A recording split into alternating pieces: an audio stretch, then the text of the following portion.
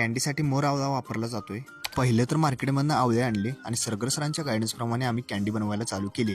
चला कॅन्डी कशी बनवायची ते दाखवतो. सर्वप्रथम खराब आवळे बाजूला काढून घेतले, तरी पण त्यातून कुठं चुकून राहिले काय हे सरांनी परत एकदा बघितलंच. काम चालू करणारच होतो तेवढ्यात राजूची अजून आला. म्हणलं आता चहा पिऊनच कामाला लागू. आता आपण आवळ्याला बारीक बारीक कट देतोय. आता हे कशासाठी तर आवळा उकळल्यानंतर त्याच्या पाकळ्या करायला सोपं पडावं ह्यासाठी हे करायचं. त्यानंतर आवळा असा सुती कापडात बांधून तो उकळत्या पाण्यात व्यवस्थित उकडूपर्यंत ठेवला. आवळ्याचा कलर मेंटेन राहून तुरटपणा जाण्यासाठी आम्ही पाण्यात तुरटी आणि मीठ पण घातलेलं.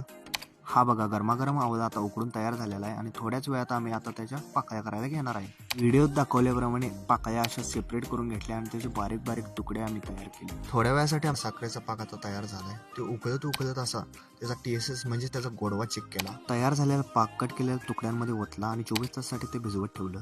पाक मुरल्यानंतर कॅन्डी ट्रे मध्ये अशी पसरून वाळवायला ठेवली. आता ही